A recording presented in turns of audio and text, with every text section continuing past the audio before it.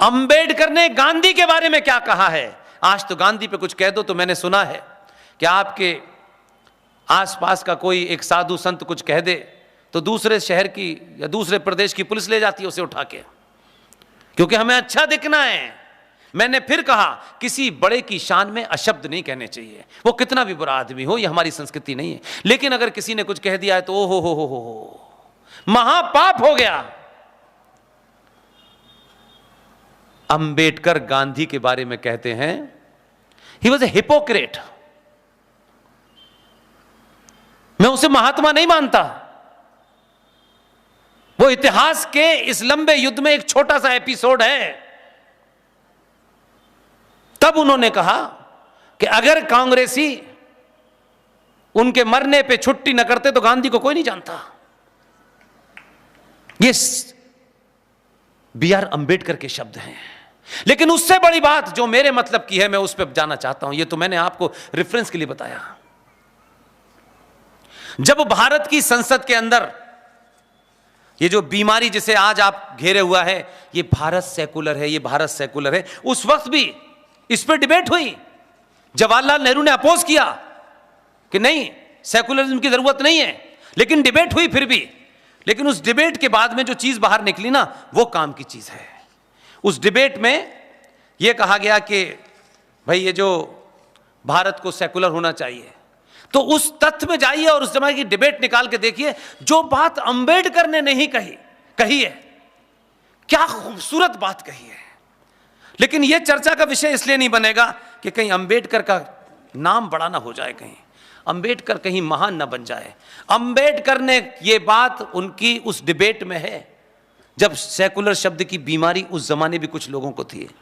अंबेडकर ने कहा, भारत की भूमि अनादिकाल से इस भूमि पे अनेकानेक मत पंथ आए, उन्होंने यहां अपने पंथ को स्थापित किया।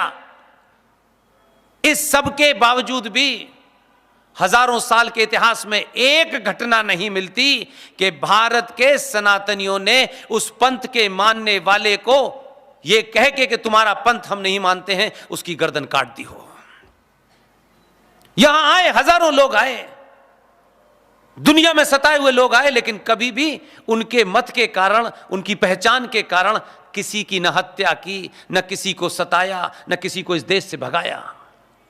उनका अगला वाक्य सुनिए, अनादिकाल से भारत की मिट्टी में और सनातनियों के खून में जो सेकुलरिज्म है उसको लिखने की जरूरत नहीं है, यह अंबेडकर ने कहा। लेकिन इसकी चर्चा नहीं हुई। लेकिन आज चर्चा होती है। यह संविधान को हिंदूवादी बदल देंगे। जिस संविधान को 26 नवंबर 1950 को अंबेडकर के द्वारा बताए संविधान को जो उन्होंने बनाया था, जब सेकुलरिज्म रिजेक्ट हो गया 1976 को, पॉलिटिकल कंपल्शन के चलते इस देश के अंदर संसद में जब पूरा विपक्ष जेल के अंदर था, 42वें संशोधन के तहत रातों रात बिना किसी डिस्कशन के भारत के प्रियम्बल के अंदर सेकुलर शब्द को जोड़ दिया गया। जिन्होंने अंबेडकर का ठेका लिया हुआ था, उन्होंने अंबेडकर के संविधान को मात्र 24 साल के अंदर कम्युनल बताया और उसे सेकुलर बना दिया। ये सवाल खड़ा करते हैं और क्योंकि इतिहास नहीं पता है तो आप पे लोग कोई भी पत्थर फेंकता है, आप भाग जाते हो। जवाब दीजिए। अंबेडकर ही एकमात्र आदमी है जिसने अपनी किताब में लिखा है। यह किताब हम नहीं पढ़ेंगे, हमें तो मनोहर कहानियां पढ़नी है। यह सोते हुए समाज की समस्या है कि जिन कारणों से आप मारे जा रहे हैं, जिनसे आपका अस्तित्व समाप्त हो रहा है, आप उनको भी नहीं जानना चाहते। आपके हीरोज ने बहुत कुछ कह के गए, कम से कम उनकी बात को बड़े बड़े मंचों से कहते तो पता तो चलता है यार कि हमारे पास थे लोग, हमको ही चाटुकार पसंद थे। अंबेडकर ने एक किताब लिखी है। उस किताब में क्या क्या लिखा है मैं आपको पेज समेत इसलिए बता रहा हूं कि कोई मुंह खोले ना तो किताब मुंह पे चिपका दीजिएगा उसके। जय भीम जय मीम, क्या बात है, कितना खूबसूरत नारा है। अंबेडकर ने जो किताब लिखी है उसका नाम बताऊंगा बाद में। उस किताब के पेज नंबर 123, उसमें मालूम है अंबेडकर क्या लिख रहे हैं? अंबेडकर लिख रहे हैं भारत के सारे मुसलमानों को पाकिस्तान भेज देना चाहिए।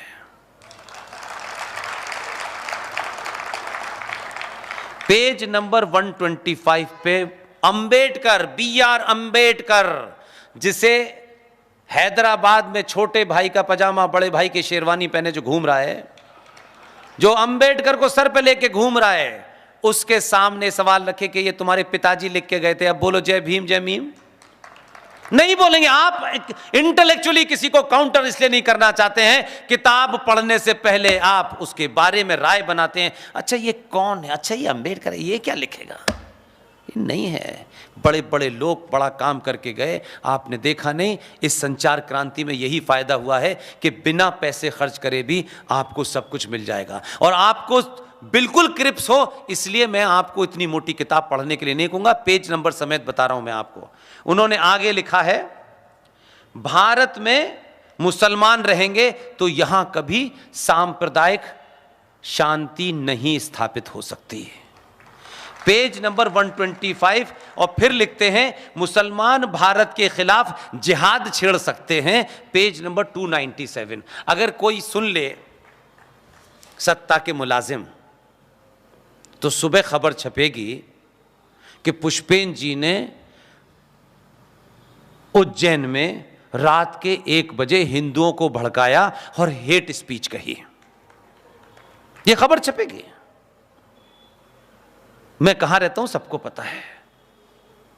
तो ये इतने ही नहीं है, आप अभी खुश मत हो, ये भी तो बहुत है आपके खुश होने के लिए। तीसरा पॉइंट लिखते हैं, मुसलमान भारत के खिलाफ जिहाद छेड़ सकते हैं, 297। फिर लिखते हैं मुसलमान कभी भी हिंदुओं की सरकार को स्वीकार नहीं करेंगे, पेज नंबर 303।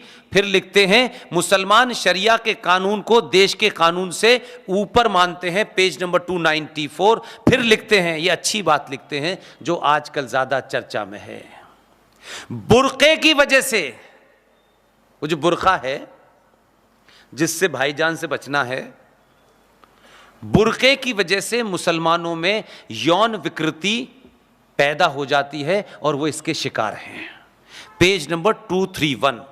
मुसलमान समाज सुधार के प्रबल विरोधी होते हैं, पेज नंबर 233 234। मुसलमान देशभक्त नहीं होते, 333 ये मालूम है किस किताब में लिखा है? ये अंबेडकर की किताब हिंदी में और अंग्रेजी में अवेलेबल है। और ना किसी को मिले तो मुझसे कह दीजिए, मैं कहीं से चंदा करके आपको भिजवा दूंगा। मेरी हैसियत नहीं है किताब खरीदने की, एक ही खरीद के पढ़ लूं यही बहुत है, और कोई काम नहीं करता। इस किताब का नाम है पाकिस्तान और पार्टीशन ऑफ इंडिया। उसमें यह सब लिखा हुआ है। किसी माई के लाल में दम है जो बात BR अंबेडकर कह के गए हैं। बड़े बड़े ठेकेदार आजकल हमको ज्ञान दे रहे हैं, ये तब कह के चले गए, कभी आज नहीं कहा। आज नहीं कहा, क्या आज कह रहे हैं? आज तो स्थिति बहुत दूसरी है। इसलिए अपने हीरोज को पहचानिए। समय की मांग है, नाम देख करके अगर आप किसी को चुनेंगे तो आप जैसे 70 साल में फेल हुए हैं वैसे ही होंगे। मुझे खुशी है और मैं बहुत, इससे मुझे उत्साह मिलता है। सत्ता का परिवर्तन बहुत छोटी सी चीज है, लेकिन इतना तो असर हुआ 12 साल के इस सफर में कि सनातनी को यह समझ में आया कि आने वाली चुनौतियों का, आने वाले आक्रांताओं का जवाब जो जिस भाषा में दे सकता है, हमारा हीरो वही हो सकता है और दूसरा नहीं हो सकता। जब आपने यादव ठाकुर बनिया ब्राह्मण होकर के वोट नहीं दिया तो 2014 पैदा हुआ। जब आप ये सोचते थे कि मेरे 2 मंत्री बन जाएं, मेरे पड़ोसी हैं, ये मिश्रा जी हैं, ये शर्मा जी हैं, ठाकुर साहब हैं, यादव जी हैं, मेरे 2 बन जाएं बस। जिस दिन आप बाहर निकले उसी दिन हिंदुस्तान के अंदर यह तय हो गया कि सनातनी शादी अपने गोत्र में करे रिश्ता अपनी कास्ट में करे, ये आपका निजी मामला है, लेकिन शादी के लिए नहीं। जब राष्ट्र के लिए दूल्हा चुने तो गोत्र न देखे, सिर्फ ये देखे कि ये उसी भाषा में जवाब दे सकता है तो दें, और तब आपने चुना। और इसका बदलाव मैं अपनी आंखों के सामने देखता हूं तो मुझे इस बात की खुशी होती है। हो सकता है कुछ जातिवादी लीडर अपनी दुकान चलाने के लिए कहीं कहीं कोई नैरेटिव बनाते हों, वो हैं अभी भी, लेकिन एक बड़ा वर्ग ये मानता है जाति मेरे